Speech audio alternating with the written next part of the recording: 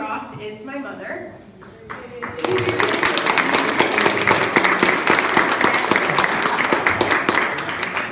She has always worked so hard for the rights of other people. I remember as a child, we would often go get clothes, warm clothes, to hand out to homeless people in the winter. You know, she's always fought for those less fortunate. And I am so proud of who she is today.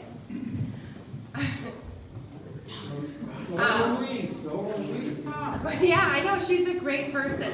She's a wonderful mother, wonderful friend, wonderful wife, and I think she would be a wonderful councilwoman.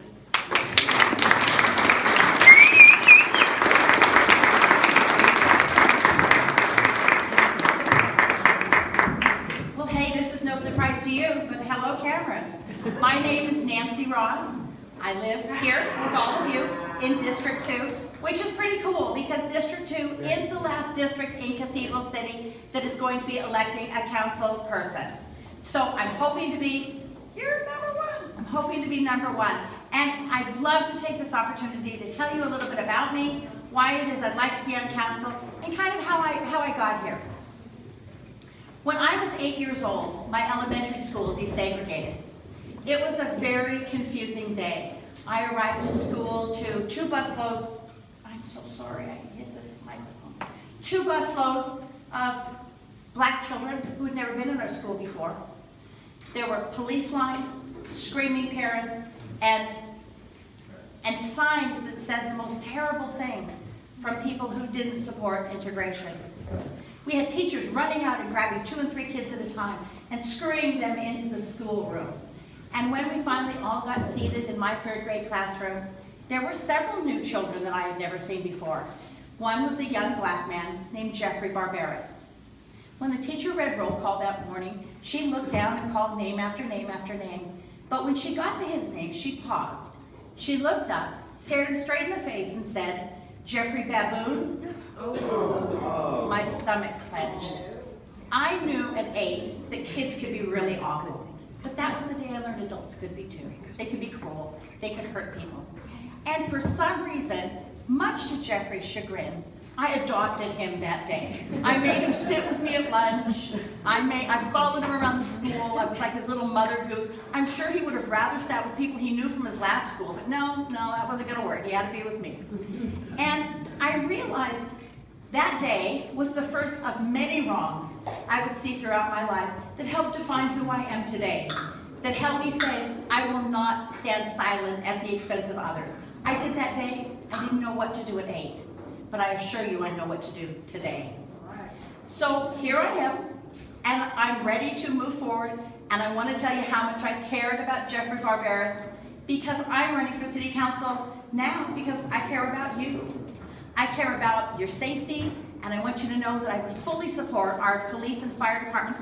And you may or may not know that our fire department here in Cathedral City actually is also the paramedic services. So all of our firefighters are paramedics. They come in great teams, and your chances of survival in our city are as high as you're going to get anywhere. They're a wonderfully trained crew. I support educational opportunities, and not just for our children, but I'd love to be able to have incentives for adults and teenagers who didn't graduate from high school, even grandparents who want to grow and learn and inspire themselves. I would love to make sure that we always had solid medical care here in Cathedral City. I know my primary care doctor's here, Dr. Wong, and I really like him. He's part of the Eisenhower group, and I think we should have strong medical care for everybody. We should also make sure that our jobs here in Cathedral City are good paying jobs for a multitude of reasons. Obviously, a city that makes more money off taxes can spend more money on its people. It's this wonderful circle of money and goodness. And I want you to know that I support the rights of people to collectively bargain at their jobs.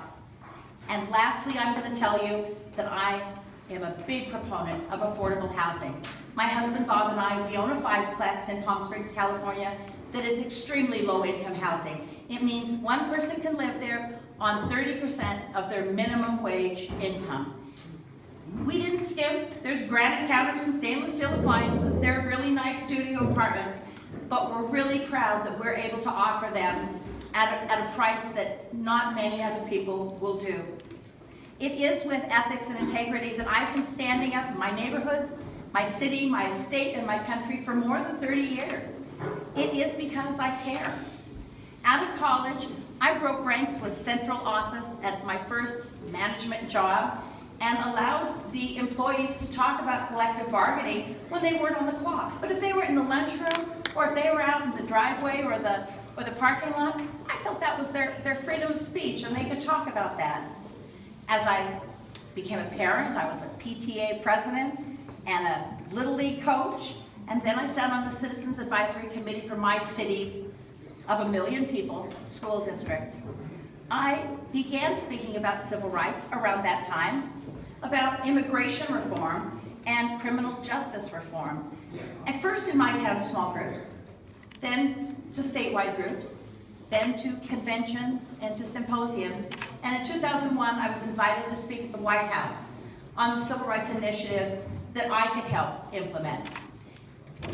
I've stood in the state of Oregon, which was my previous home. I've been here since 2014, but prior to that, I stood with the ballot measures to legalize medical marijuana, for marriage equality, and for death with dignity. There are 3 things I feel very strong about. I was twice elected to the board of the American Civil Liberties Union. We did what I consider the most important work there is, the work of the people, defending the Constitution and the Bill of Rights. I was the owner of an international corporation. We traveled around the world, my husband and I, and bought antique furniture and exported it back to the United States. And I learned so much from dealing with people in other countries, things that you really can use anywhere, but I guess I learned them there, to value diversity, to listen to other people's ideas, and to treat people with the dignity they deserve. I believe in the value of compromise. Now I'm ready to closely work with the backbone of Cathedral City, the police department, the fire department, the city attorney, the people on city council, and all of the commissioners that so well represent the city of Cathedral City now. I'd like to make associations with all of the union leaders, most of the staff, and people from all walks of life. I'd like to stand for you. I'd like to stand for Cathedral City with the passion and experience needed to catapult us forward. I have proven that I can and I will. I don't just talk the talk, I walk the walk by taking action and getting results. I've spent my life helping to elevate other people.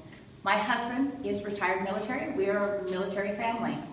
And we chose out of all the desert cities to come to Cathedral City. It's where we feel like we're home. We love our city and we continue our work here helping others. I sit on the Public Arts Commission. Our chair of the commission is here with us this evening. Our vice chair is here as well. I appreciate your support. I sit on both the cannabis and the homeless task forces here in town, as well as I sit on Manny Perez's Green Ribbon Commission and the Lift to Rise Community Action Network, their can for affordable housing. Bob and I host 4 fundraisers each year. This year we did Desert AIDS Project, Doctors Without Borders, Boys and Girls Club, and the Cathedral City Senior Center. I have attended, they're great groups. If you don't support them, you certainly should. I have attended every meeting of City Council for over 2 years, but not just City Council. I've been to all the Parks meetings, all the Arts Commission meetings, all the Planning Commission meetings, the study session, the annual goal-setting sessions. I have shown and demonstrated to you, demonstrated to you, that I am in this to win this. And it is kind of a going joke because of course I count on your vote. But come November 4th, if I were not to win, I'd probably eat frosting with a spoon. And then the next day I'd go to the Planning Commission meeting, and I would go to the Arts Commission meeting and back to City Council, because I already make a difference. I just know that I can make a larger difference if given the opportunity to serve us here in District 2 of Cathedral City. I'd love to see us expand our role as the Arts and Entertainment District, and largely thanks to this Arts Commission. I would love to see all of our empty spaces filled with small and large businesses, and take some of that newly realized cannabis tax money to fulfill the dreams we've had for a long time. I'm really looking forward to getting to know you. And more importantly than that, I want you to know me and be able to listen back and forth and take our ideas and elevate them, because I don't think my ideas alone are the end all. They will only be better if, like a stew, if you add one more ingredient to my idea pot. So together, I know we can work to get a lot of things done here in Cathedral City. I promise I will always be there to hear you.